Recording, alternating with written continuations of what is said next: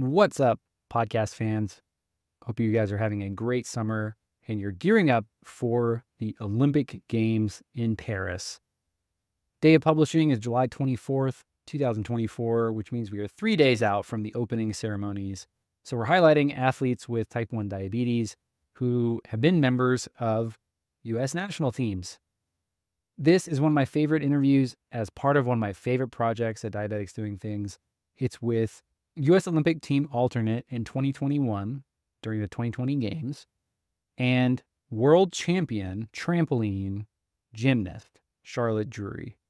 Charlotte was in the news recently because she wrote a guest essay for the New York Times called Finding Freedom 30 Feet in the Air.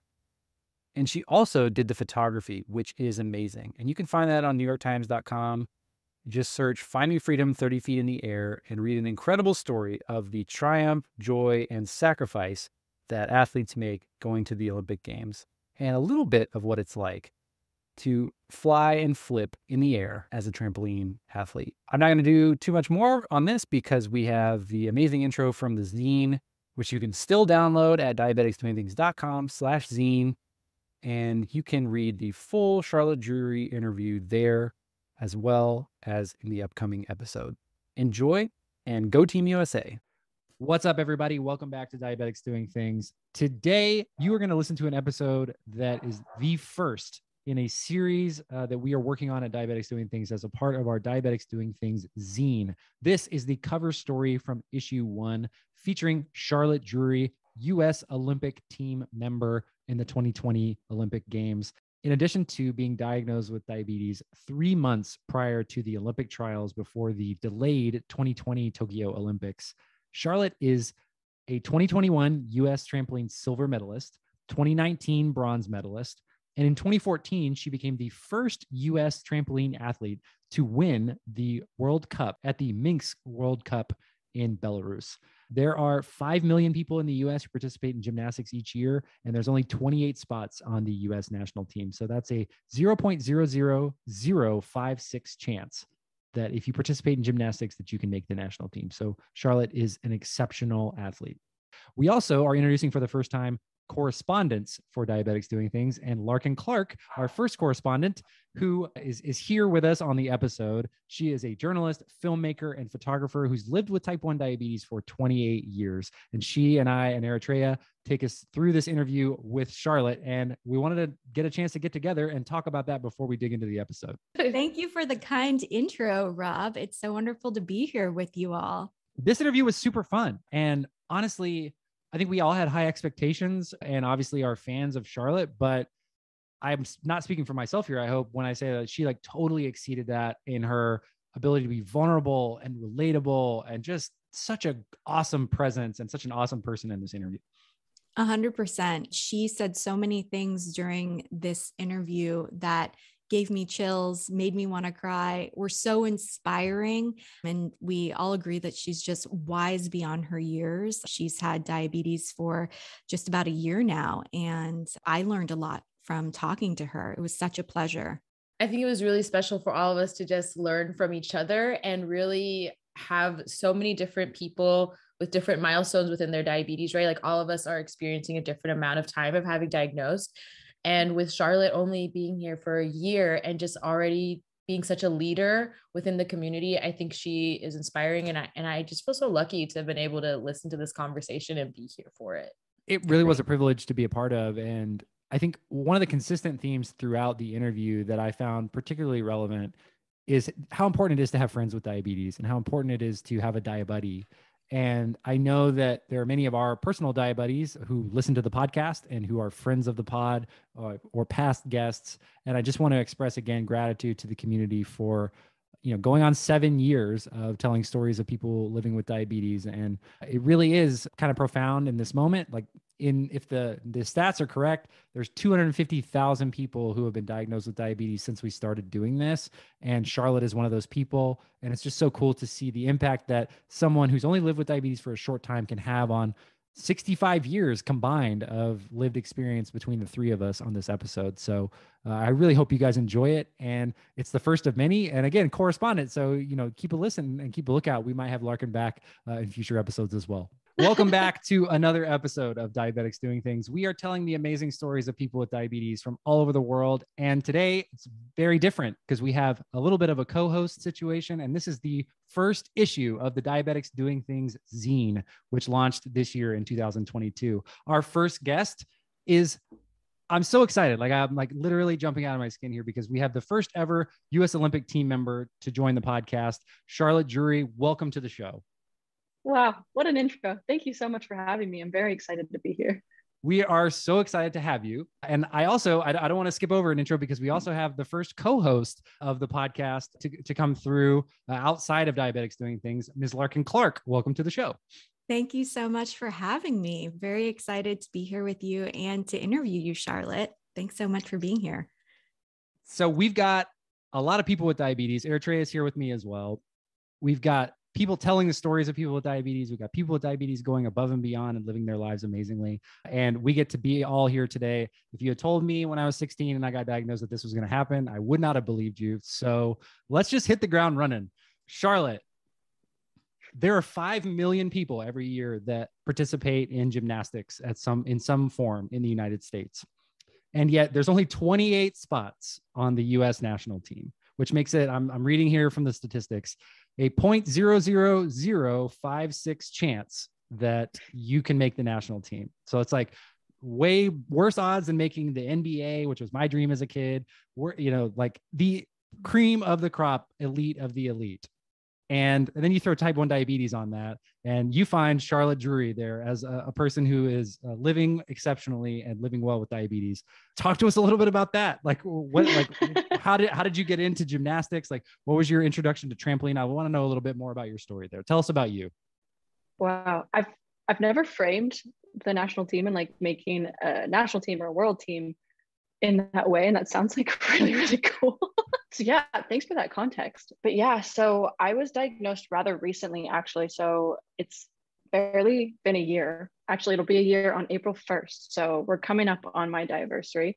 But yeah, I've been a gymnast since I was 3 years old. I kept getting stuck in my neighbor's tree, and my mom was like, she's going to break her neck. So she needs a productive outlet and she needs safety. So she put me in a gymnastics class, and the rest is kind of history with that. I always had all this energy as a kid, and I loved flipping around, and I always loved climbing things and flying through the air. And that was really my favorite part of gymnastics too, was that feeling of flying and that feeling of like freedom and power and grace.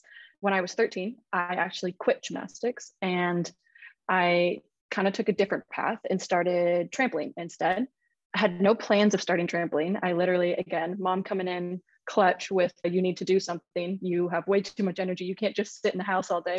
So she signed me up for a trampoline class when I quit artistic gymnastics. And I just remember my first day like bouncing, and like I kept smiling. Like I knew I looked so goofy, but like 13-year-old me was so thrilled to like be there and like be jumping. And it just felt so fun. And I hadn't had fun in sport in a long time. So trampoline was kind of that like safe haven for me there. And then I got kind of good at it, made the national team, made the junior national team, and kind of realized that, oh shoot, like maybe I can go to the Olympics for trampoline. Like maybe like quitting artistic gymnastics doesn't mean no more Olympic dream. It just kind of means a little bit of a reroute in a new sport. So that dream kind of kicked into full gear again. And then made the senior national team, world championships teams, just kind of did the things that you do when you want to go to the Olympics. And then things like winning the World Cup, winning gold, like and being the first US trampoline athlete to do that, just little things like that. Yeah, that was cool. But yeah, so I just kind of like did that. I had a really, really rocky career as a whole. Like things absolutely never, not once, have gone according to plan, but such is life. I was a really competitive contender for the 2016 team, and I actually ended up breaking my foot like right before Olympic trials there. So I didn't make that team, and I actually stepped away from sport for a couple of years and was like, I'm never doing this again. This is so brutal. This is so hard, putting yourself on the line for one shot at making a one-person team, because trampoline is a one-person team, is a little bit brutal. So maybe I don't want to do this anymore. And then in 2018, I kind of got that itch to try again, and I kind of followed that passion and ended up bouncing again and ended up back on the national team and doing all this stuff. And then Olympic trials starts, and then everything's postponed, pandemic hits. You know, now we have an extra year to just kind of sit tight, maintain, and like wait, really. And then in that year is kind of when I noticed the decline in my health kind of starting. So that's kind of the spiel up until diagnosis. Such an amazing story, Charlotte. So as you mentioned, you were diagnosed with type 1 just a couple of months before the trials for the delayed Tokyo 2020 Olympic Games. Can you tell us what the months were like that led up to your diagnosis? Like what were some of the things that you were experiencing, and what were your initial thoughts after diagnosis, given at the point that you were at in your career? Honestly, my first thought was like, wait, what? That's not possible. Like, I'm an athlete, I'm really healthy, I take care of myself. Like, diabetes, I really had to learn a lot. I had no context of what type 1 diabetes was. And then my second reaction was really relief, because I finally had an explanation for everything that I had been feeling for the last months, or the last year, really, because those were really, really, really tough. And I struggled a lot. And I chalked it up to pandemic stress. I chalked it up to mental health problems. I chalked it up to training by myself now and not relying on my teammates, and not being like externally as motivated because there's no competition like pending. And all of those ways that I explained away the horribleness that I was feeling actually were validated, because now I had a physical explanation for what was going on. So when my doctor called me and she was like, yeah, no, you need to come in immediately. Like, your numbers are out of control. Like, we got to get you started on insulin right now. I was overwhelmed and shocked and terrified, but I was relieved. That's amazing that your doctor was able to call that out and you were able to start treatment right then. Were you at all familiar with type 1 diabetes or diabetes in general before your diagnosis? Like, did you notice that any of the symptoms were maybe diabetes, or is this completely out of left field for you? So there's actually kind of a funny story with this one. So all elite athletes have to be in this international drug testing pool.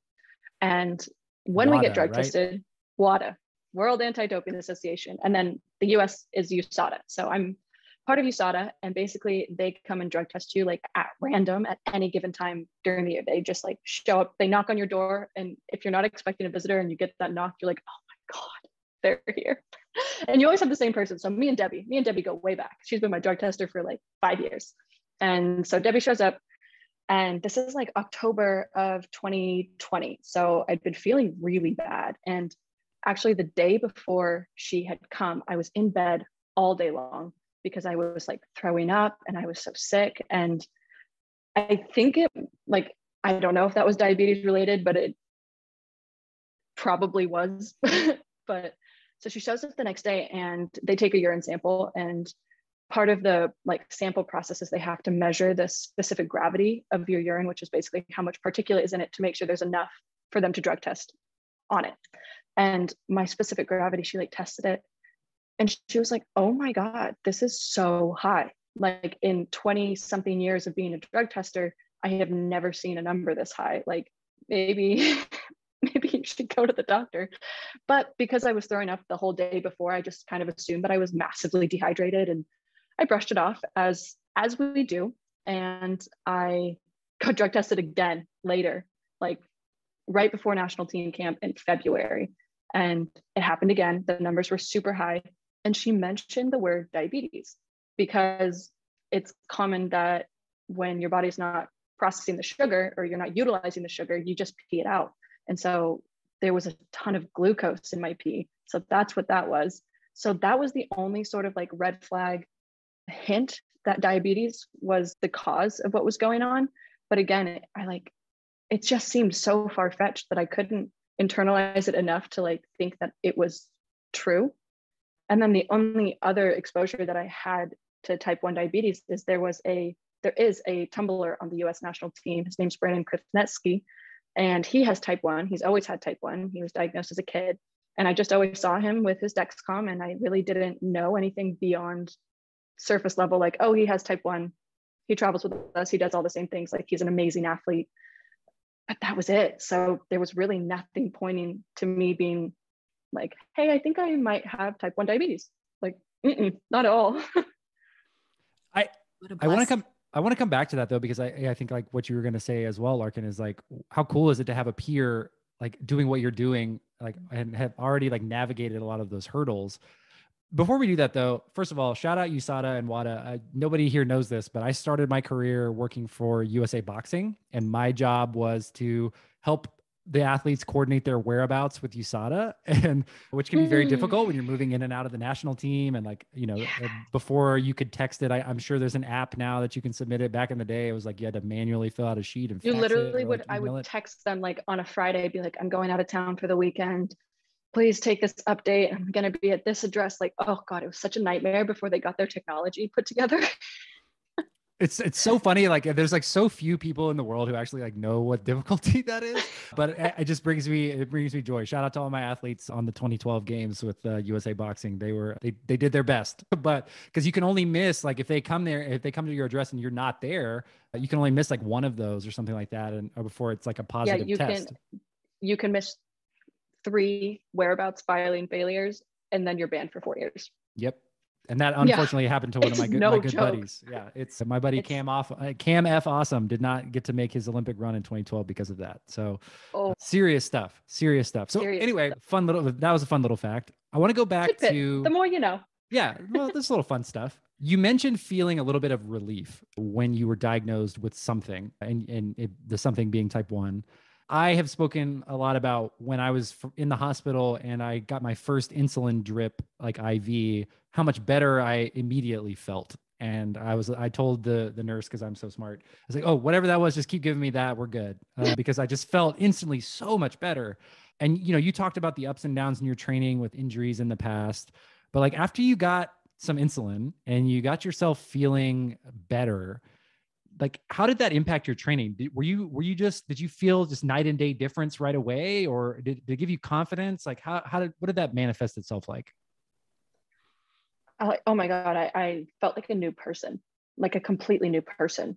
I had been struggling so much in training, and I was really, really kind of embarrassed by where my training was before finding out and getting treatment for type 1. I couldn't do things that I was doing since I was 15 years old that were a walk in the park since I was a teenager. And as like an aging athlete, as they say, I was like, well, you just have passed your peak. You know, things get harder as you get older. Maybe you're not trying hard enough. Maybe you're not working out enough. So I was really, truly beating myself up for that. And like, there were comments coming in, like, just, you know, maybe work out a little bit more, maybe add a couple more workouts, or like the national team started to get really concerned because we had to send in like videos to get ready because we hadn't seen anybody in a year. So they didn't know where I was at. All I knew was that I was not where I needed to be. And I was fully convinced in January, when the national team required that I send in a video of my practices almost every single day, that they were really worried because my performance was so bad. And 2, I was like constantly thinking, I'm not going to make the team. Like, I'm not going to make it. If this is what I'm performing at, I'm not going to make the team. And like within, I want to say like a week and a half of being on insulin and being on like both the basal and bolus insulin, I literally felt like a new person. I was like, I was bouncing and I was like, oh, this is me. This is the athlete that I know. This is the athlete that I love being. Like, I was bouncing, I got back up on the trampoline, and like I was just exploding out of the bed, and I was going so much higher than I had been going in literally a year. And things were easy that were supposed to be easy, and things that were impossibly difficult before were now a manageable level of difficult.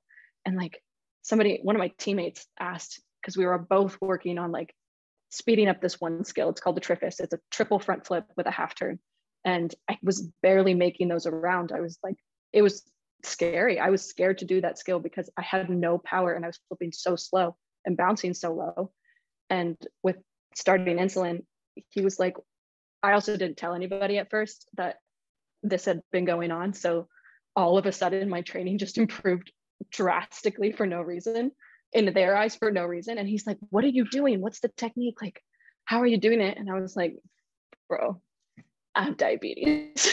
That's the secret. Life hack. Yeah.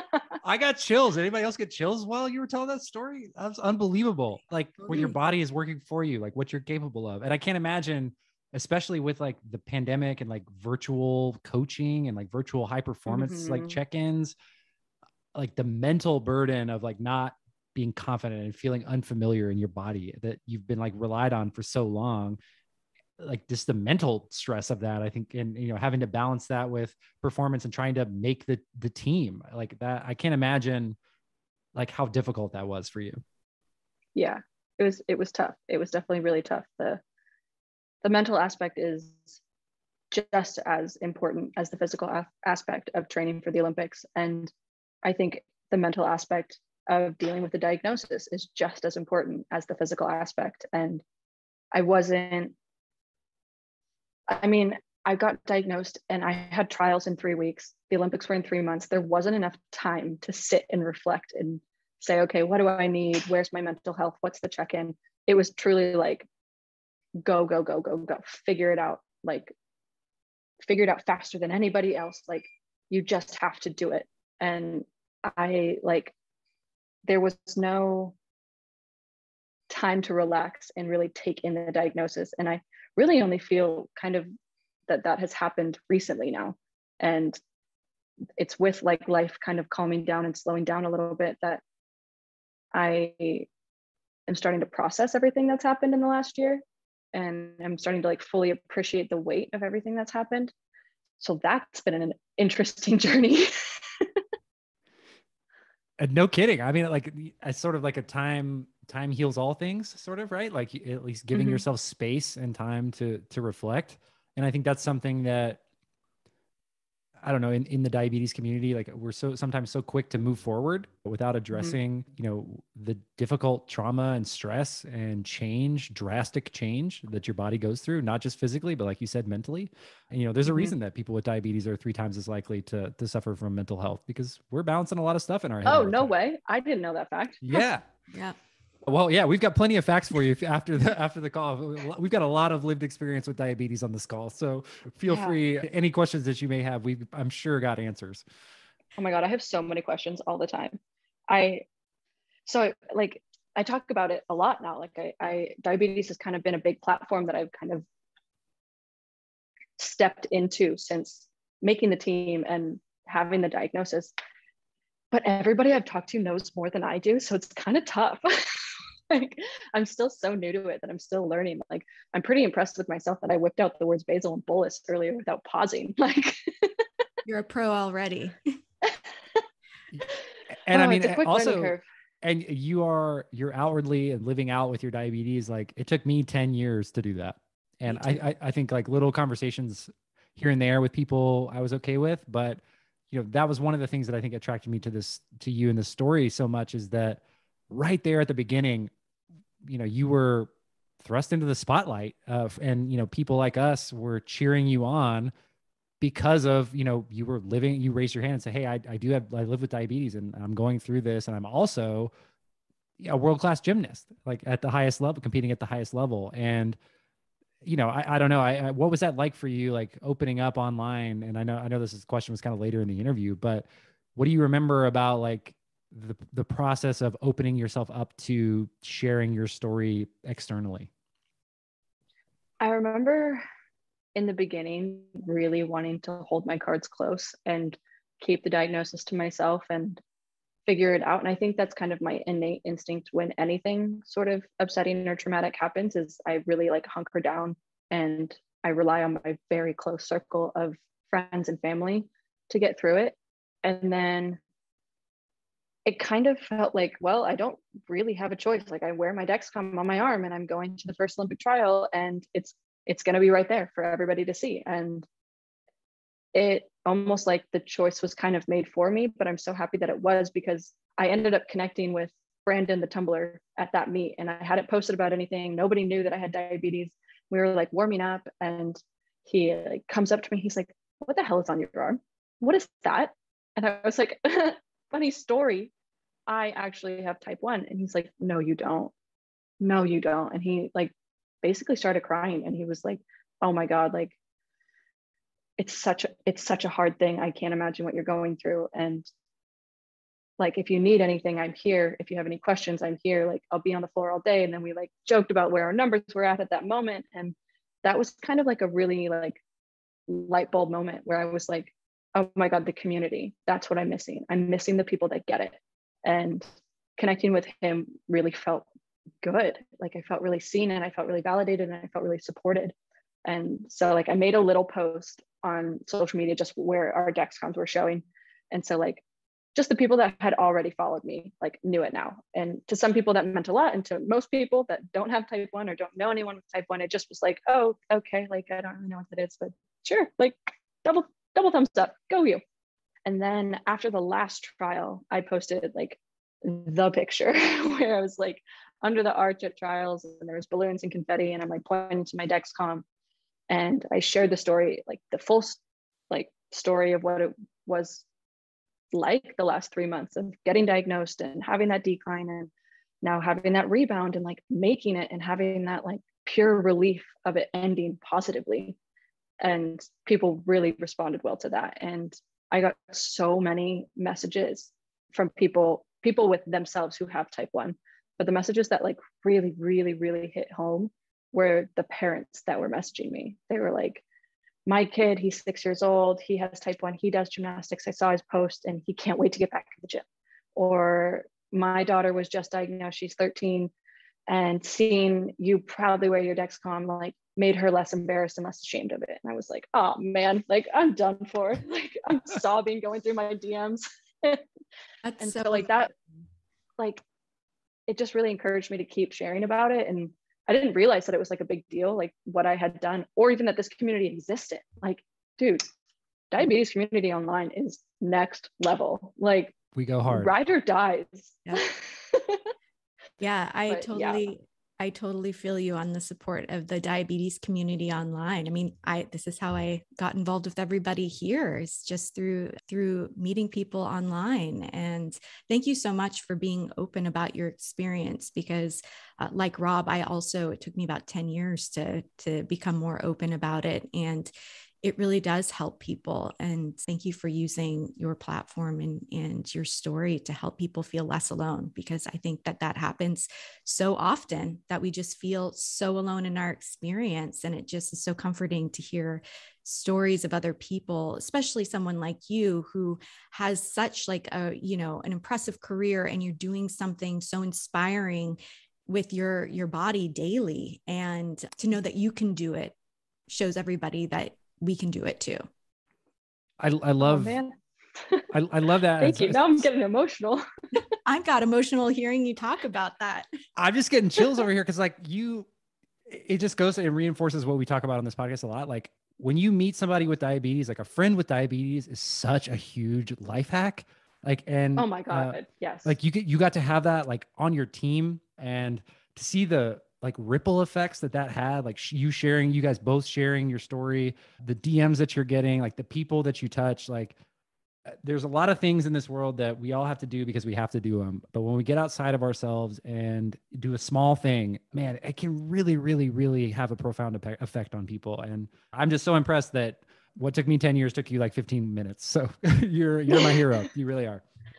Oh, thank you so much. But I mean, honestly, if like, there is no right or wrong way to handle a diagnosis like this. If it takes time for you to hunker down and keep your cards close, then that's what you need, and that's what it takes. And there is no good or bad way. Like if you aren't comfortable sharing it, that's okay.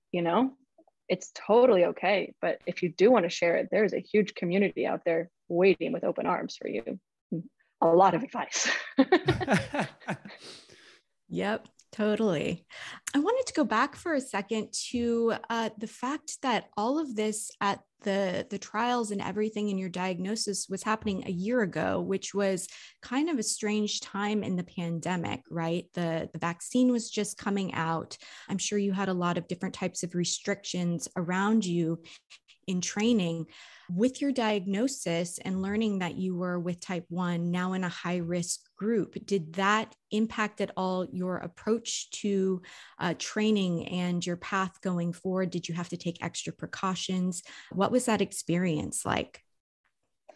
Yeah, it was definitely very frightening. I definitely was just kind of scared all the time. And I kind of felt that way before the diagnosis too. Like I took COVID very seriously because I was so scared, one, that I would get sick, but my biggest fear was that I would get sick and get somebody else sick and then somebody else sick. And I was already quite fearful of that. And me and my coach took all the precautions that we possibly could. Like when COVID first hit, I mean, the gym obviously shut down and the Olympics hadn't been postponed yet. So there was no choice. I still had to train. So we formed our own bubble. Like it was my family at home and Logan. And that was my entire bubble. And we kept it really safe. Like nobody else was allowed in the gym. And we would usually have maybe one other person in the gym just for safety. But it was really just kind of like avoid others at all costs. And then things kind of loosened up and the vaccine came out and I felt a lot better about that. And then the diagnosis came and I didn't really fully recognize that that meant that I was in a little bit more of a high risk group.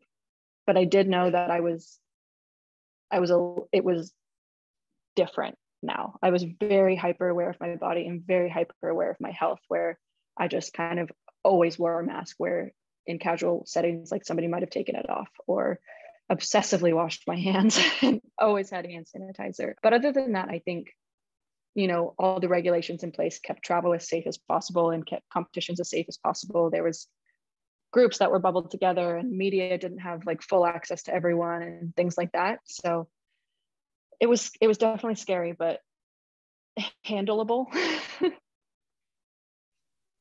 That's great to hear that it was something that you could handle easily. And what was the response from your team to your diagnosis? Well, my coach's first response, because I called him on April 1st when I found out, and I was like, hey, like, so everything's fine. Well, everything's sort of fine. Well, everything's not fine, but I'm fine, sort of. And he's like, spit it out, like, come on. And I was like, I have type 1 diabetes. And I was like, radio silence for a second. He's like, what? Oh shit. Like, well, that explains that. Like, that explains it. Because we had so many conversations of like him asking me, like, what do you need? What can I do as your coach to help you keep pushing forward and to help you grow as an athlete, to help get you back to your peak performance? Never once, neither of us questioning that there was something actually physically wrong with me. But it did explain a lot. So, I mean, we chatted for a little bit, hung up the phone, whatever. He said, take the time you need. Like, I'm here if you need anything. Don't even bother. Like, just do whatever you need. You don't need to fill me in on every single step, but I'm here for you. And then he calls me back like a minute and a half later, and he's like, so wait, hang on. This wasn't an April Fool's joke, right? Like, this isn't a joke. I was hoping he would say that, because like, it's just a little too on the nose. Right. God, the universe, man. What are you going to do? But so he was so supportive. I mean, shock is everybody's first response. And the questions come in of like, what does that mean? And I'm like, I don't know. And then it's just kind of, how can I support you? What do you need? That's really hard. My parents had just moved out of state. So now I was living, like, I was the only one in my family living in California still. I lived with my partner, thankfully. And that was just, you know, the support system that I absolutely needed at that time. And the way that people showed up for me was awesome. Nobody judged. It wasn't a weird thing. It wasn't like, oh, can you still do this? It was really just like, okay, how can I help? That's incredible. And that's so important, I feel like, and such a blessing. Oh my God. You have a community and family and partner who are there to support you. Whatever you need. Absolutely. Something that I've experienced personally in my life is how diabetes sometimes can affect your romantic relationships in ways you might not expect. Even just like the initial onboarding can be complicated, the day-to-day highs and lows and mental health. Are you able to share anything from your experience on that front? I mean, yeah, definitely. It's like, you know, when you go through something, it's not just you going through it. It is you and all of your loved ones on this journey together, because that is the definition of a loved one. Like, you are in this boat together. And it can't go unnoticed, like the toll that it takes, especially on my immediate partner who I live with and do everything with. And it's such a scary time. And just the support that I received was like I don't even have words. I would not have been able to do it without that support. I would have just crumbled. Absolutely. No matter how hard I tried, it was that support that I relied on. And I just remember, like, I mean, from the get-go, we learned it together. So I got the call, and she was like, the doctor was saying that you need to come in immediately, but it's, 6, 7 o'clock, everything's closed. So my office is going to call you. You're going to come in first thing in the morning. And so I'm like, okay, what does first thing in the morning mean? Like, she didn't give me a time. They're going to call me in the morning. So I woke up at like 5 in the morning, like, and just waited with my phone, like in bed. And like, then the phone rings and they're like, can you come in like 20 minutes? And I'm like, I live 30 minutes away, but yeah. And I was like getting up and like pulling my clothes on. And my partner was like, do you want me to come with you? Like, I'll come with you. And I was like, it's really early. And she was just like, I don't care. Like, if you want me there, I'll come with you. I'll just sit in the car. I'll sit in the lobby. It's fine. Like, you could decide later if you want me in there or not. And obviously, like, once we got there, I was so thankful that she was there and in the room with me and taking in all the information that I just simply could not take in a moment of such shock, and taking notes and asking questions that I didn't think about asking, and just being my partner in it. Like, I didn't have to do it alone, and we learned together, and everything was an experiment, and some things went really well and some things just did not, but we were both there to pick up the pieces. So I didn't have to do it alone. And yeah, but it definitely takes a toll. Like the stress, she must have been constantly terrified. Like, we are both learning it together, and it's not an easy thing to manage. It's not an easy thing to learn. And as we're both learning it, like, oof, that is not a time I want to go back to. The way you described you talking to your coach, and you were like, everything's fine, but also not, and I'm good, but I mean, we have to do this differently. And it's like, man, if I've ever heard a more concise description of what diabetes does to your brain, like, that is totally it. And yeah, being able to live that with someone and like have the support there, because it is a burden, and like being able to reach across to somebody and share that, whether they have diabetes or not, is so important. And, shout out to all the caregivers out there. I know mine in my own life, and like you said, parents of kids with T1D and others, like partners. We see you guys and appreciate you to the max, whether it's bringing some snacks from the kitchen or just like bearing with us as we rage our way through a lower high, like that. You guys are the real MVPs out there. 24/7 Dexcom alarms. Anyone? Oh my gosh. Oh my God. Literally horrible. My poor husband. Same, girl, same. I gave my wife the way out. She doesn't have to follow me on my CareLink share, so she doesn't have to deal with all my ups in the beginning. It's like, especially because I like didn't even know how like a Dexcom worked, and the calibration of a Dexcom, and like a pressure low, and this, that, and the other. Like, oh my God, I can't sleep on my stomach anymore. I can't sleep on my arm anymore. Like, just this aggressive, horrible, ear-splitting alarm going off in the middle of the night. Like, come on.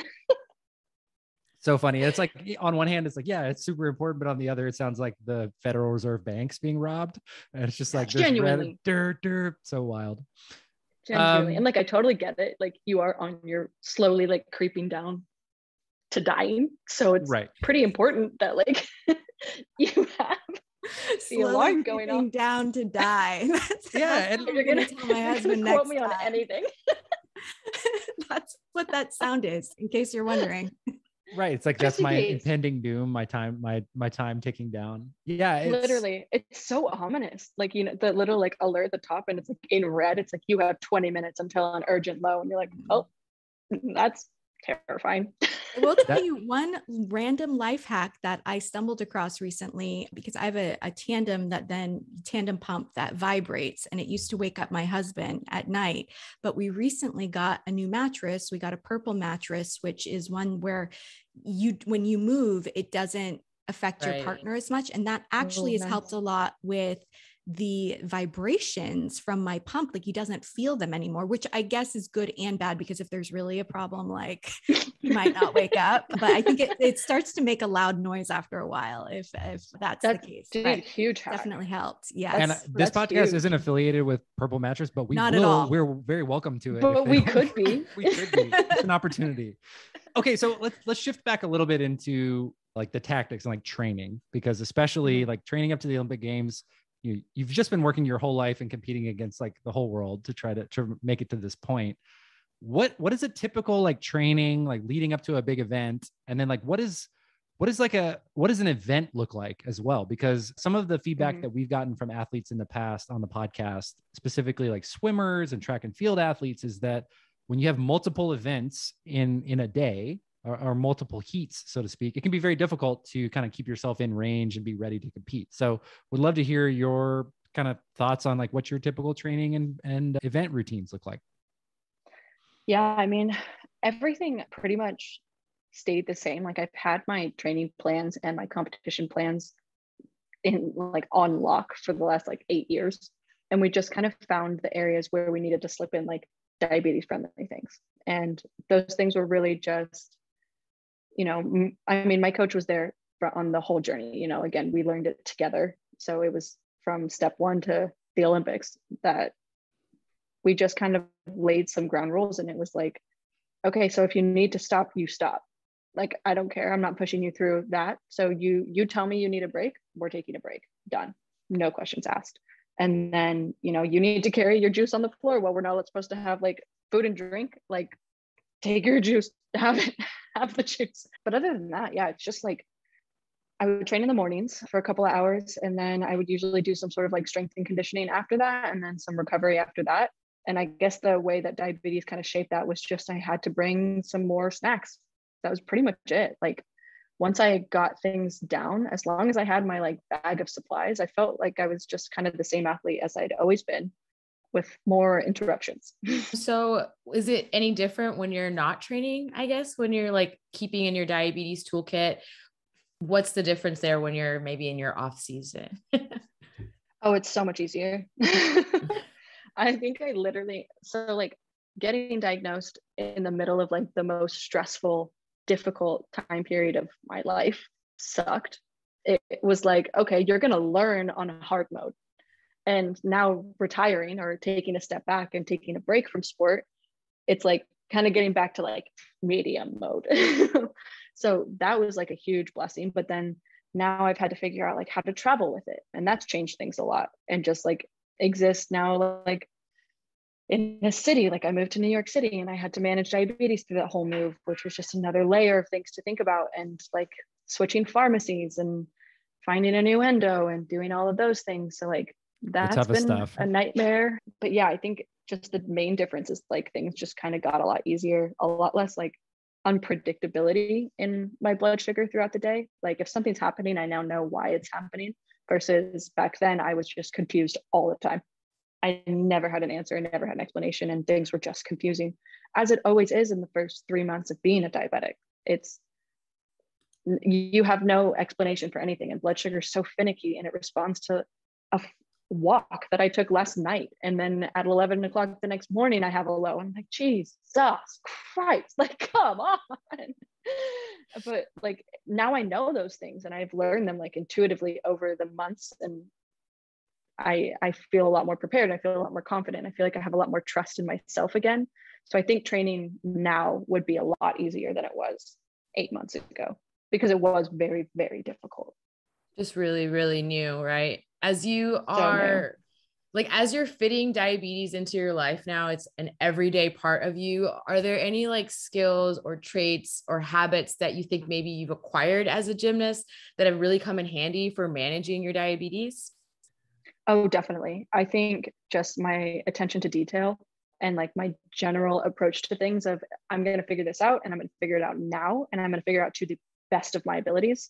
That is my like hyper competitive personality of like, oh, I have diabetes. Well, I'm going to be the best diabetic you've ever seen. Like, and like, yeah, that served me really well in the beginning, but now I've taken a lot more like laissez-faire approach where I'm like, okay, I know the rules, I know the guidelines. I'm really just going to do my best to stay inside of those. I feel so seen. This is so good. Yeah, when she said it, I was like, you and Rob, two peas in a pod, in a champion pod. Overachieve mindset, like, and then backing off a little Best bit. diabetics club, because that's a thing. Right. Yeah, totally. But no, but gymnastics just in general is, gymnastics just in general is a really good, or sport, I should say, in general is a really good, like, launching pad for the rest of your life. Like, you learn discipline, perseverance, how to advocate for yourself, what your body's telling you, like, just different things like that have definitely served me in all areas, including diabetes, but just in life as a whole, really. So do you notice any parallels between gymnastics and maybe your mentality around the diagnosis itself? I think, yes, honestly, towards the end of my career, like last year, kind of in the comeback of after 2016, coming back to sport, and I kept that 2016 mentality of push. Like, you're tired, it doesn't matter. The strongest, like, champions are made on the hard days, no pain, no gain. You got to go for it. Like, you got to be willing to do things that everybody else isn't willing to do. That's how you become the best. Plot twist, like, I'm just going to skip to the end and, like, let some truth in here. That's not true. The people that are the best and the people that rise to the top and are able to stay there, the people that know when to rest, and the people that are aware of when they need to take a break. And I really took that into my life's approach after kind of 2018 didn't go so well, and I had to reevaluate in 2019 and just be like, what am I even doing here? Like, we have one life, we have one body. I am going to take care of it. I'm going to care for it. And if that means having a rest day, that means having a rest day. And if that means calling my therapist, that means calling my therapist. Like, and that approach has helped me a lot, because it kind of took the pressure off of being perfect in my diabetes management, where I had that a lot in the beginning of the first month, 2 months, 3 months, even up to the games, because it was such high stakes where I really did need it to be perfect. But after the games and coming home and being like, okay, less than perfect is perfect. That is a great place to be. And that's felt really good, because it used to be like a constant thought in my head of, like, where my sugars were, do I have my things? Like, I was constantly thinking about it. And now it's really taken like a backseat in my head, and I just have created the habits that I don't even need to think about it anymore. And now I just live my life because I'm not thinking about managing my diabetes all the time. Totally. I'm so glad that you mentioned that about the perfectionism. I also dealt with that a lot early on, growing up as a competitive dancer and a type A personality, just like push through. Welcome to the club. Gotta be perfect. It's taken a long time. I'm glad we're all here for this support group today. Yeah. It's taken a long time. Yeah, we're going to make shirts. But to the point of realizing the importance of self-care and the realization that diabetes is never perfect, and there is no such thing as perfect. Even if you see that unicorn 100, it's okay. As long as you're taking care of yourself and putting time in and thinking about it sometimes, and allowing yourself grace sometimes, that's what's totally important. Yeah. In addition to the skills and traits that have come in handy, are there any specific resources or organizations that have been especially helpful in this first year with diabetes? Of course, beyond diabetics doing things, because obviously that, I'm sure, is your number one resource. Appreciate that. Wow. What a plug. Yeah, I mean, I think like the first website that everybody stumbles on is the Beyond Type 1 article of like, so you were just diagnosed. And like, you read that article and like, you kind of have some information, but you're just like so starving for more information. I turned to YouTube a lot. Like, I turned to people who were giving firsthand accounts of what it was like living with diabetes, because they really took like the scientific jargon out of it. And I could comprehend what they were saying because, like, when you're in a doctor's office, you hear like 5% of what they're saying when you're stressed out. It's not making any sense. That's why you bring somebody with you, because they're going to take it in. And I felt like it was the same thing for like months. Like I could not like take in this information that I was given in these like pamphlets and these packets and stuff. So hearing people that talk about it, that are just like normal, like a conversation like this. Like I remember looking for podcasts, and I remember looking for social media people and things like that. So those as a whole were really, really helpful. And then shout out Julie, who was there for like from the first like day I was diagnosed. And she was a skier and she had type 1, and I got connected to her through a really close friend of mine that I had texted and was like, well, now we know why I've been struggling and training so much. Like I have diabetes. And she's like, no way. Like that, first of all, that's insane. But second of all, let me link you up with this person. She is an expert on type 1. Like that's literally, she writes for type 1 content. And she was like my saving grace in those first couple of weeks, because my endo's not accessible at like a moment's notice. I can't text my endo and be like, hey, something's happening. What's happening? I don't know what's going on. The house is on fire and I don't know where the hose is. Like the call's she coming was from that inside person. the house. Literally. And so she was that person for me. And I'm like literally so grateful for her. I could have figured it out without her because we have to, but like she made it so much easier. And so she was so helpful. Diabetes to the rescue. Diabetes. All the time. Literally. Diabetes. Prove diabetes right here on this podcast. I know, I'm so excited. I was just at a conference yesterday or 2 days ago for type 1. And I was like standing on stage and I was like, I have met 2 other type 1 diabetics in real life before, knowingly. And now I'm in a room with like 500 of you. This is crazy. Like, and then as I said that, like somebody's like low alarm went off and I was like, I know that sound. I know that sound. I'm so glad that events are coming back. Like that was my first experience too, like being in a room. Eritrea, I went to diabetes camp, and I don't know, Larkin, I'm not sure if you went to diabetes camp when you were younger, but that was something I missed out on because I was too type A and too cool and knew everything. Yeah, I totally missed out of them because of that when I was younger, which now I'm like, why did I put those limits on myself? Huge mistake, because it's great. And you get to like be normal and hear somebody else's alarm, and it's not yours, but you know what they're going through. Like you can just shout them out, or somebody will throw a juice box your direction, and like just having that kind of community, like diabetes, like we're really digging into that right now. But it was so overwhelming for me for the first time to be like, how many times have I felt so alone? And then I can be in this room with 500 other people who are dealing with the same stuff, and they're dealing with it right now. And they can, each of us can learn from each other. And that is like truly the power of community. And it is kind of cool to just sit there and step back for a second and be like, man, all of these people know exactly what I'm talking about. And, there's so much power in that. So shout out to all the diabetes who are listening to this podcast as well. You guys roll. Dude, yes, absolutely. And like social media is so awesome in that way of like connecting just anyone from everywhere. Like it's truly limitless, the amount of community that you can find. And I think at least for me, the initial urge when something like this happens is again to shut down and to isolate and to keep things like, I just become a hyper control freak of all the things that I can control.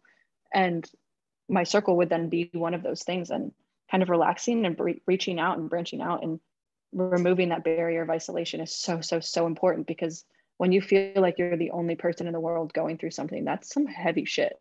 And that's legit, that's real. And of course it feels like that. And while all of our experiences getting diagnosed are going to be different, at the end of the day, there's a really deep level of empathy and understanding between other people that have been there or even gotten another chronic illness diagnosis. It's scary, and it's kind of a bond that you can't even describe. Yeah, it really does feel like you're meeting long lost family members.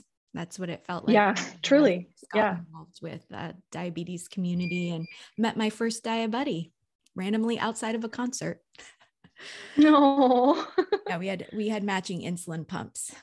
That's how I met my first diabetes too. He was outside of a Chipotle. I was it's like I'm dating myself with this. It's like, when Chipotle opened in your college town, they like would give away a free burrito. And so of course you go there as many times as you could. And my pump tubing was was hanging out of my shorts, and this like snowboard bro kind of rolled up. He's like, he walked by me and then he did a double take and came back and was like, me too, dude. And like, that was the first time I had like randomly met a person with diabetes in public. And I don't know, I will never forget it. It just was like it was like such a small little thing, but I'll never forget it. So I can't, I oh, sorry. no, I go couldn't for it. tell you guys, I couldn't tell you the first diet buddy, but I want to tell you guys the last one. So I was on a plane and I went to the bathroom, and the girl who came out of the bathroom was wearing a tandem pump. And she looked at me and I looked at her, and I was like, we did the Spider-Man meme. And then she was like, we should totally hang out or something. And I never saw her again. So if you hear this, I think about you all the time. Misconnections. Let's put it on Craigslist. literally, I know. Exactly. literally the first person. Well, so two experiences like happened really quick, and those were the only two. One, I was in the elevator of my apartment building, and there was this guy standing there, and he was wearing a tank top, and he had Dexcom on his arm, and I did like a double take, and I was like, no way. And I had a mouthful of food. It was bad. It was not a pretty sight, and I had a mouthful of food, and so like I pulled my sleeve up, and I was like, fuck, look, me too.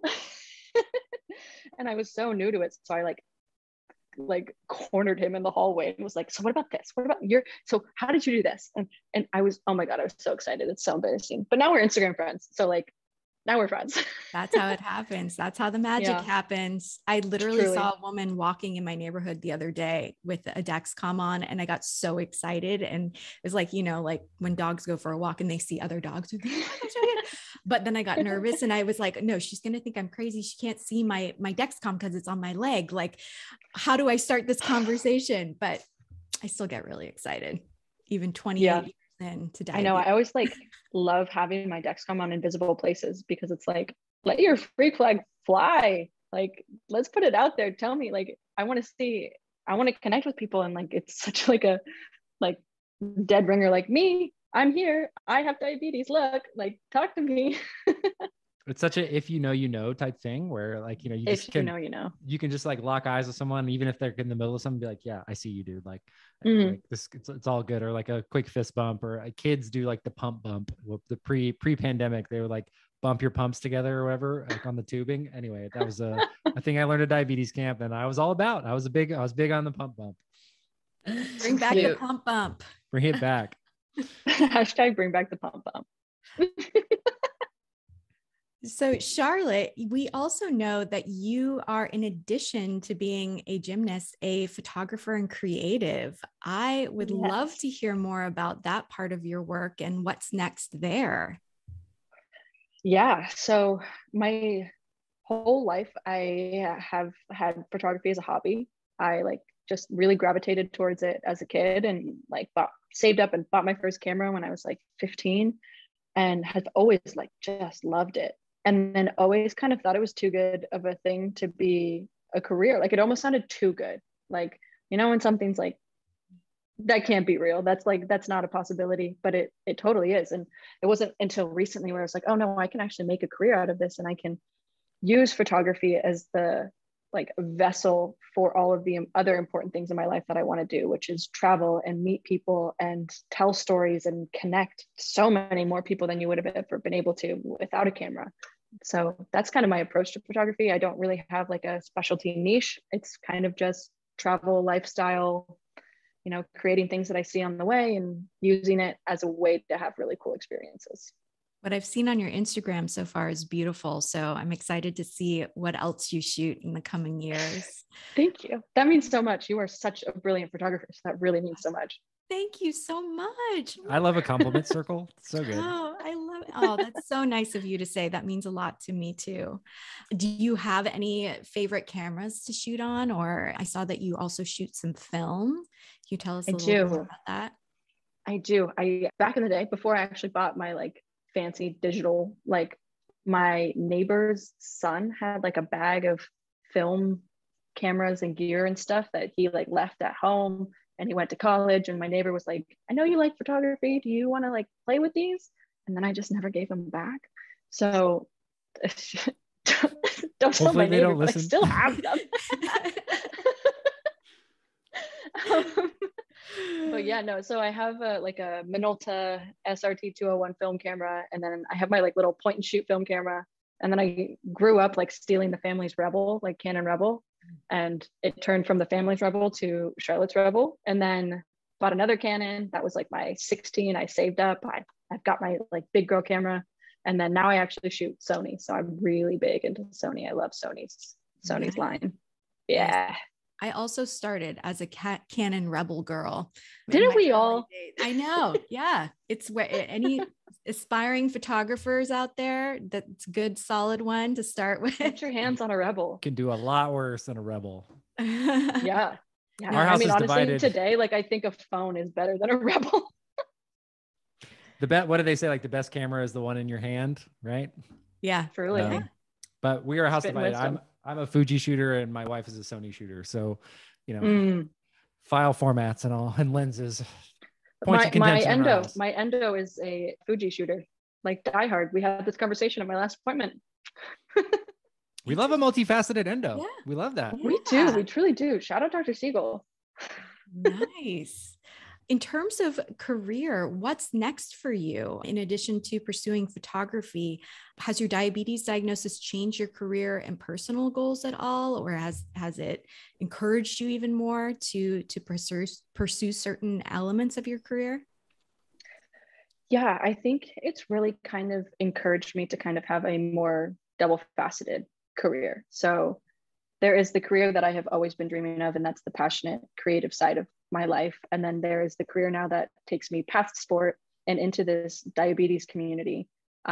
So as far as photography and traveling and journalism goes, I've always wanted to do the craziest things. I've always wanted to use photography as a way to get me in places that I would never be otherwise. And diabetes, definitely in the beginning, I was like, well, I can't do that, I guess. Like, I guess that's lost. I'm going to have to find something new. Like, it felt so overwhelming. And now taking little trips and then bigger trips and then a little bit bigger of a trip. And I'm like, no, I can do this. Like, this is totally possible. I just need to have all of the gear. I just need the tool. It's not going to hold me back from living that life. And then on the other side of things, I really do want to stay involved in the diabetes community. And I've started doing some speaking engagements and speaking events where I've been able to connect with other diabetics en masse. And that has been so wonderful and so impactful. And it just truly fills me up as a human. So I really am going to continue doing that and connecting with people on that side of things through social media, from conferences, or like I'm speaking at a pharmacy club at a university. So just connecting with people on every scale at every level. Like, selfishly, I love meeting other diabetics and talking to other diabetics. And then I just think it's a really good way to give back to the community that has literally propped me up through this entire year. That's amazing. Thank you so much. Yeah. It's all very confusing though. Like, I just moved to New York City and I'm like, what am I going to do with my life? I have this crisis like at least once a day.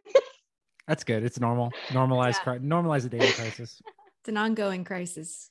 Especially if you're Truly. creative, like this, just you're gonna run into stuff that's like, oh, I don't know if this is me anymore. Oh wait, no, yes it is. Okay, here we go. No, like exactly. And coming from sport, which is so regimented and so like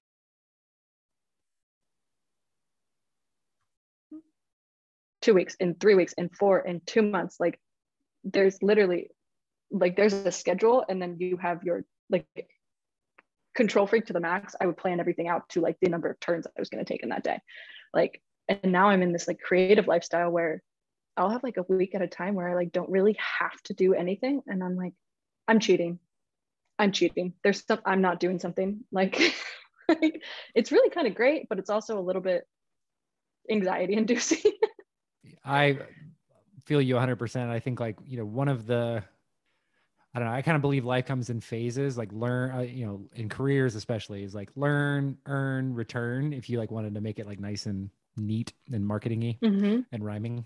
But when I think of the return aspect, even outside of diabetes, I think of athletes, and exactly like you said, where you have months, years, decades of your life where there are people in place to help you succeed. And there are frameworks and there's space and there's people whose literal job it is for you to perform or for you to go to class or for you to, achieve your goals. And then at some point for everybody that ends. And whether you're at the highest level of sport, like in the Olympic Games or representing your country, or you just, finish your senior year of high school or whatever the case may be, you kind of, that next step is open and there's not all of those kind of guardrails of those people helping you. And I really have a heart for athletes in that phase. And, I think that that's something that I'm hope to in the coming years, really dig into helping those people and like give them a little bit of structure and like help them with that empty time to fill it with things that are good for them and eliminate some of that anxiety and kind of wondering if they fit. Because sometimes the longer you play a sport outside of like a traditional path, it can be very difficult for you to like go into the workforce. People are like, well, explain the gap in your resume. And it's like, oh, well, sorry, I was just competing for my country in the Olympics and I didn't have time to work, literally. you know? Literally. And there was always so much pressure in like knowing that that day was always going to come when I wasn't going to do sport anymore. And to be honest, I didn't recognize that that day was going to come until after my first Olympic like quad, because I was so singularly focused on, you know, April 8th, 2016. Like my life was planned until that day. And then April 9th rolls around and I'm sitting there, not at the Olympics. Like, what? Like the sun came up, this day is here.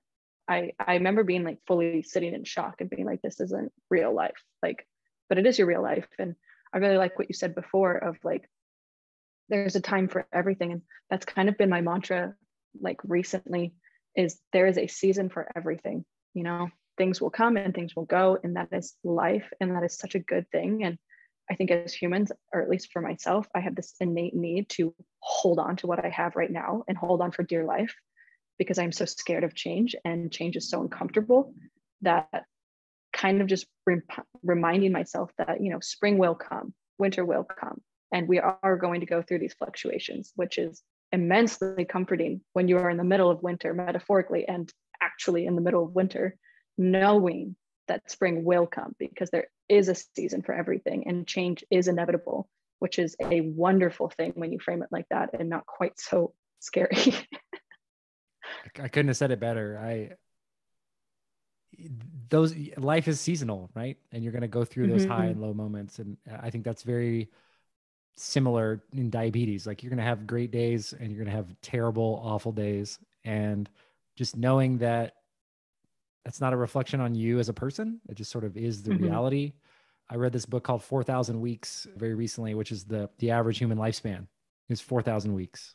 Whoa. And when you think about that, you know, sometimes the most important thing you might do is just have a good conversation with somebody like we're doing today, something that can connect with someone somewhere who's experiencing burnout, who's in a winter of their life, who's wondering how in the world the sun came up this morning because I thought it was all over yesterday, is the most important thing that you can do in that moment. And that comes from a very, very much in recovery overachiever. So like, I think we are reformed overachievers. Every day I have to remind myself of that. But kind of in that same vein, like you've been so giving of us with your time today and like just amazing insight. You're well wise beyond your years, and I'm a huge fan. But like do you have any advice yet for people who are either newly diagnosed or athletes who are living with diabetes, or any advice that you'd give yourself looking back almost 1 year from today? Oh, I mean, okay, so when I was first diagnosed, I literally wanted to punch everyone in the face that told me this, but every person, it gets better. God, I wanted to punch them so bad. I was like, it's probably going to get better because it has to, but right now it fucking sucks. Like it sucks. And so if you are newly diagnosed and you are just so lost and so confused and so in shock and unable to even, like I was, take in any sort of information, if you're going to take in one thing, that's okay. Just one thing every day, one thing new. This is all an experiment. You are now doing a job that nobody is ever going to do better than you or worse than you, because it is your body and you are managing this, and we are always all just doing the best that we can. You're going to get there. You just have to wait it out. So that's what I would say. And I would punch myself in the face for saying that a year ago. Yeah, I think we've all, man, I on one hand, I thought that's so perfect and so poetic. And on the other hand, yeah, I've been there. I've been so angry. God, so hurt. I was so mad. Oh, the worst. I also had the same experience. I think it's like any response to like trauma or grief is it will get better. When somebody tells you that and you are in the pits of it, oh my God, the anger, like this burning desire for me to scream at you, like, no, it won't, because it doesn't feel like it ever will. Like Yeah, that's a real thing. Happened to me after 2016 too. The worst though was when people were like, "Oh, this will make you stronger."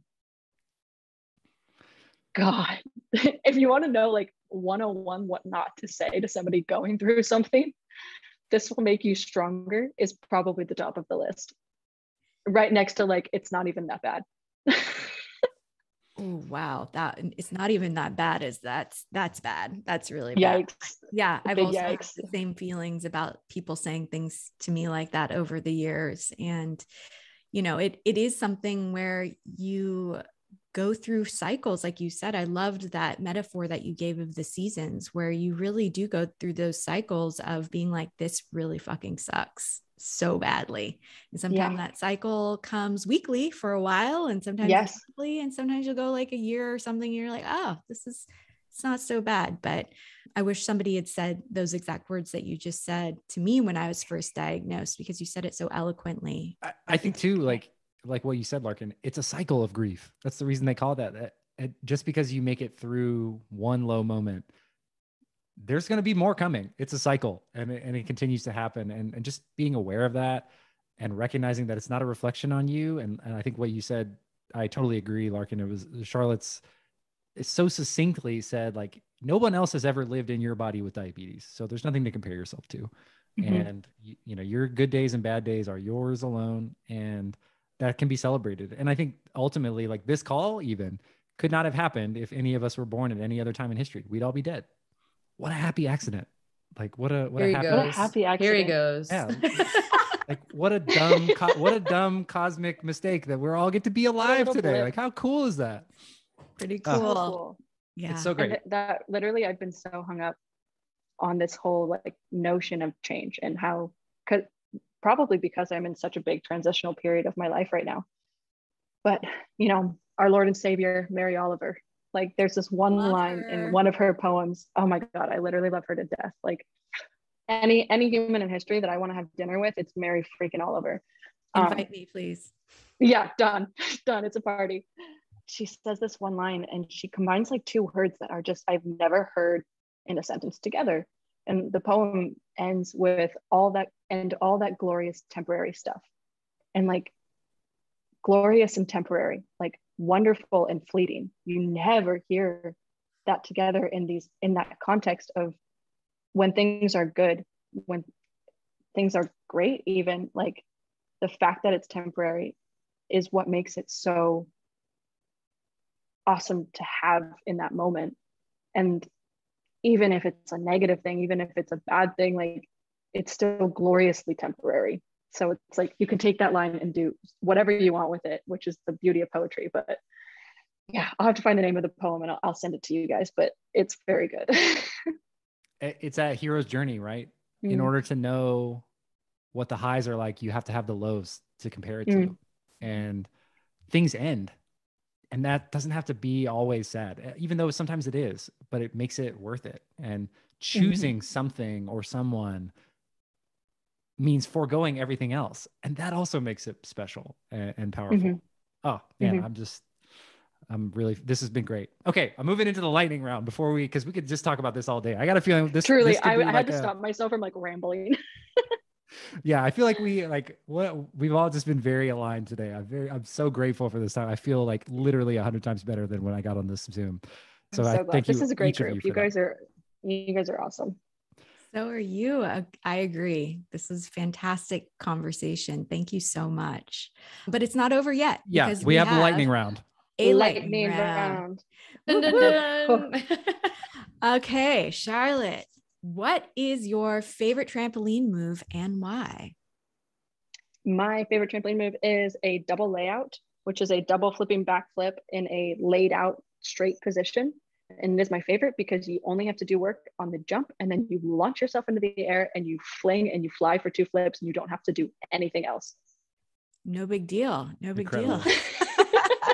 Just a regular so much Tuesday. Fun. Awesome.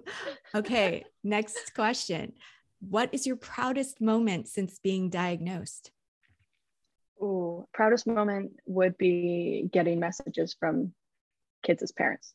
Definitely is being able to connect with the parents going through this. Love that. Okay. Favorite pre-workout snack? Apples. Lame. I know, boring, but apples. No, A not lame. non-dosed for apple. That was my, like, that's what I figured out worked for me, was just eating an apple and not dosing for it before a 4-hour practice or 4-hour workout. We love an apple. Plus, like just eating it, like, fiber, burning the Just calories, satisfying. like just so nice. A non-dose for apple. A morally neutral thing too. Apples, oh, easy. Yeah, I don't have hot takes about apples. Sorry. What is that apple a day thing, right? Like, there you go. Apple a day keeps the doctor away. Keeps the endo away. So we have this we've one. adapted. Okay, hit me. Lightning round again. So we got Let's this go. one. Favorite diabetes friendly workout gear. I know you don't wear a pump yet, or if that's in your journey, but if you have one, like, what do you have your favorite diabetes friendly workout gear? Probably fanny pack, like a runner's fanny pack, because it carries my sugar and my phone. Incredible. And doesn't like bang against me when I run. I'm a big fanny pack advocate. So yeah, an advocate of the fanny pack. All right here. So we're starting a club, and instead of t-shirts, we're gonna have fanny packs.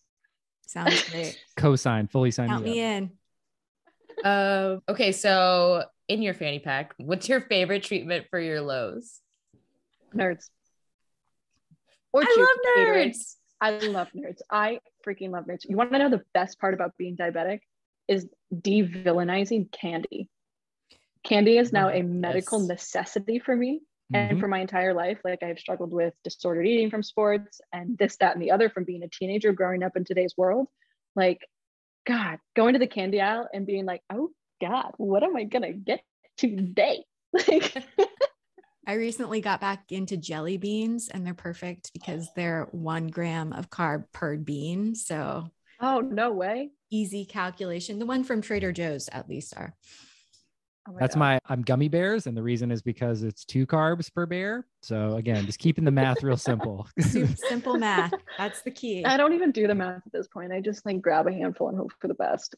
I love They it. have nerd gummy clusters now. Those are the ones I'm talking about. They're Those so good. They're so They're good. amazing. Oh Yeah. my God. They're And so it's good. 17 carbs for 19 pieces. Oh, so almost a perfect. We have so much one. knowledge. Yeah, nice. Incredible. Nice. I haven't tried those. I'm adding them to my list. Thank you. Oh my God, you have to. They're so good. Plus, the nerds have like that specific type of sugar already that's like super fast uptake. So they're perfect for like really bad lows. Totally. Or so I've been told. I just really like nerds. Okay. Yeah. Eritrea. Oh, there it is. There's the rope. The rope. Okay, Charlotte. So we've got your candy. So what is the diabetes tech or app that you could never live without? The Dexcom app for all that it is. And it literally just helps me so much. And then I actually really like to link my Dexcom app to SugarMate, which is another awesome app. SugarMate is awesome. That as a newly diagnosed, I wish I had known about, is that app in its existence, because it helped me so much with training, because it was like the trend lines that you can set up like in advance. And then like on your Apple Watch, it doesn't just give you your number, but it gives you your like last number and like how far off you were from that last number. And like, so at a glance, that app is so helpful. Did you know you can pair it to your Alexa at home? So like if you have the screen, so the way we have it set up at our house is to do it every like 3 hours. And so randomly, and I hate it, but it is helpful. Randomly, Alexa will be like, your blood sugar is blah, blah, blah. And isn't that crazy? But it's the SugarMate app that does that. Yeah. So it's cool. Wow. You can pair it. So yeah. That's really cool. I actually just got an Alexa. It should be here today. There you go.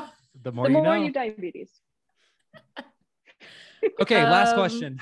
If you could eat anything with reckless abandon and not have to worry about counting carbs or dosing insulin or impact on blood sugars, what are you picking?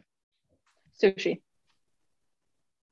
For some reason, sushi is my nemesis. It's and tough. Like, I truly believe everybody needs a nemesis in their life. It's healthy. It's good for you. But like, I love sushi, and you would think it would be a really good thing, but it's the mirin in the rice. I just learned is like literally sugar water. So I was like, obviously that's not a good thing. It's tough. There's sugar water? Yeah, that makes it sticky. Like the sticky rice, stickiness is sugar. Yeah, I didn't know. Now you know. That's why, like, when you I don't know. Well, what's your favorite kind of sushi though? Too. What do you like? I literally like just like sushi, like the little rice with like the fish hat. Same. Yeah. I'm a big Yeah. sashimi guy. And my wife's favorite sushi ingredient, I'm putting her on blast here, is mayonnaise, basically. So she loves like rolls and, that's making fun of her a little bit, but she loves rolls and like avocado and, all that stuff. But I'm a big fish guy. That's okay. My girlfriend's a California roll, like There you through and go. through. I love a If she California was an roll. item, it'd be a California roll. California girl. Love that California roll. Hey, and that's classic too. That's like, California roll. Excellent. But the good thing about the California roll is that it does have that extra fat in it. So it helps to elongate the impact of the carbs, or rather like, delay it a little bit. Yeah. Fats and fiber, baby. That's that helps those shugs. Shout out to fat, shout out fiber, y'all. Thanks for listening. Period. Yep. Period. Yep. Period. Charlotte, I cannot tell you how enjoyable this has been for me, and I think for everybody else. You are an inspiration. You're an amazing person, and I'm so glad that we had time to connect with you today and that you've been a part of this, and cannot wait for people to hear this interview and read this interview and see this interview in print. It's going to be fantastic, and I just wanted to thank you and really just express our gratitude from all of us that you were so giving of your time today, and you're our hero. We're like big fans, all of us over here. Wow, thank you so much. This has honestly been such a delight. Like, this was so fun. Like, I want to do this roundtable again, just like with drinks over Zoom. Let's make it happen. Anytime.